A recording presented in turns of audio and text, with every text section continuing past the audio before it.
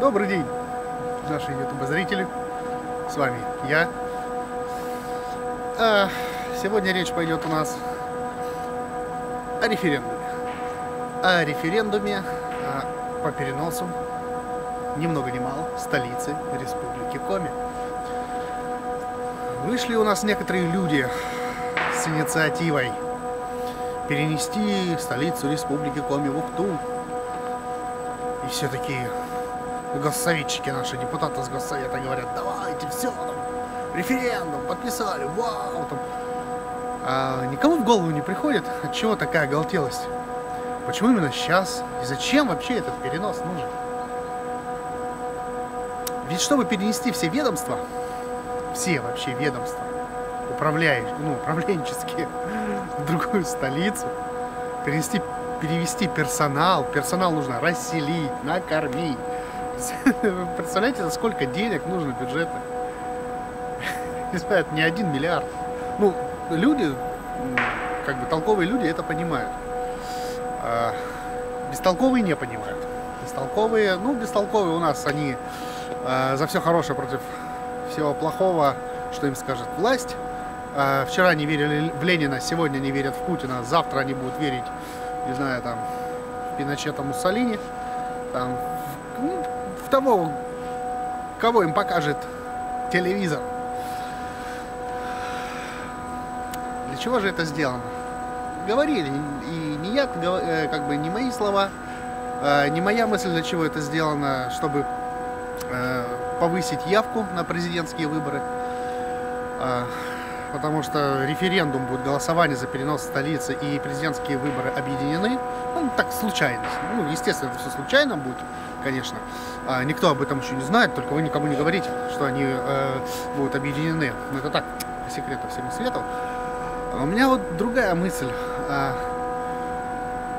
Вам не кажется странным, что при нашей явке, при явке нашего региона, там, 98%, там, из которых 70 всегда голосовали за Путина, понадобились такие кривые пиар-ходы, такие политтехнологические, я бы назвал это маркетинговые ходы, ну, бестолковых людей. Вы не задумываетесь? Никогда об этом не думали? Для чего сейчас это нужно? Ну, наверное, для того, что люди просто уже власти не верят. Ну и как же можно верить в этот референдум, тем более предвыборный? Вот за мной куча снега. Снег не могут вывести, нету денег. А вот здесь вот слева, был бесплатный каток в Эжве. Мы находимся в Эжве, на улице Славы. Мы находимся рядом с платным катком, Ледовым дворцом, который построили в Эжве, который, когда его построили, закрыли бесплатный каток в спорткомплексе «Бумажник». И теперь мне, чтобы со своими детьми, с 3 детьми, сходить покататься на коньках час, я должен заплатить 1000 рублей. 1000 рублей за час покататься на коньках. А раньше мы катались так, бесплатно. Потом, да, открыли здесь вот каток бесплатный, но у них даже на него сейчас денег нету. То есть в республике просто нету бабла. В дорожном хозяйстве, где я, кстати, работал с февраля по ноябрь, который занимается чисткой дорог, тротуаров города Сыктывкар, сократили зарплату на 10 000 рублей. Это МКП, муниципальное казенное предприятие. Минус 10 рублей зарплаты. Люди, какой перенос столицы? Включите голову.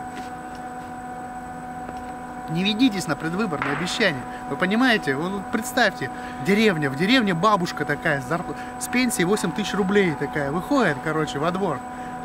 Стоит такая в центре и кричит: я завтра куплю Мазератти, я куплю Мазератти. Что соседи скажут? Бабка долбанулась, у нее на макароны не хватает, она Мазератти хочет купить. Так тут то же самое. У нас на уборку улиц не хватает денег, у нас на зарплату не хватает денег, у нас дефицит в бюджете, а не перенос столицы. Понимаете, ну бред, предвыборный бред сивый кобыл. Думайте, господа, умом, не ведитесь на этих пропагандистов. Пока.